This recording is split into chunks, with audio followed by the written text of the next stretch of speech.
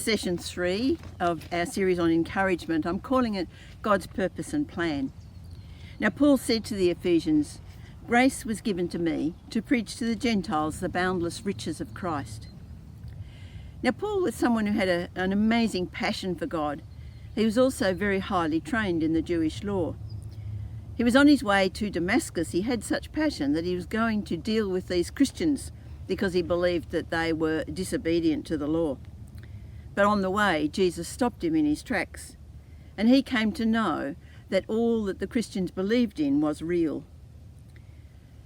Now, God chose Paul for a good reason, because he had such a passion and because he had the knowledge of the Scriptures.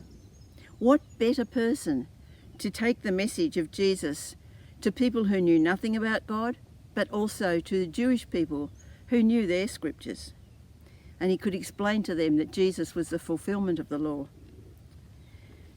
but also having the passion that would drive him to go through the things he went through as he was telling people about Jesus. It was all in God's plan.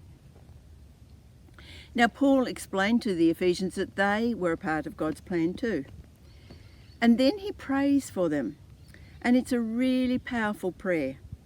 I think it's a prayer that we could well pray for ourselves and our churches. He prayed that God would strengthen them with power through his Spirit in their inner being, so that Christ would dwell in their hearts through faith. That's so central to us.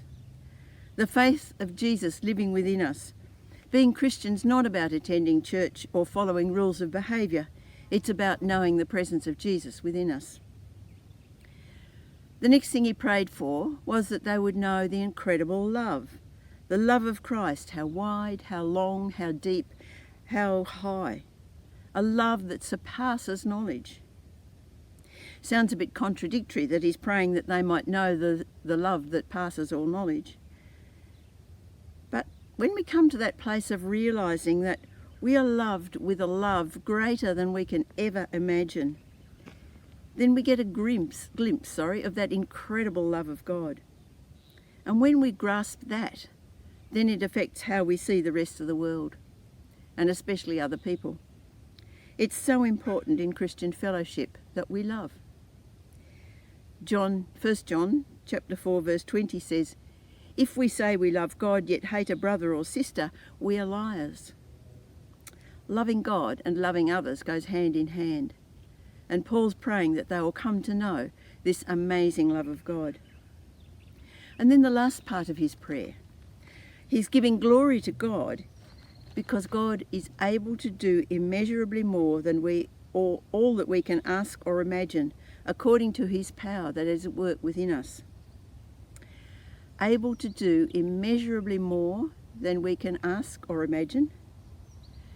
I wonder how much we limit God by the smallness of our thinking.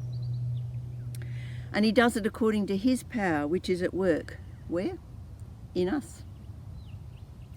What a great prayer to pray for the churches, that we may have the power to fulfill what God has planned for us.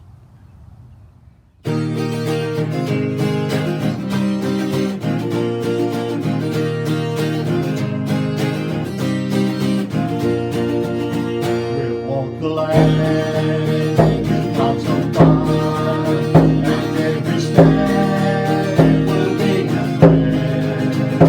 Hope is rising, new day dawning, sounds of singing will be there. 2,000 years.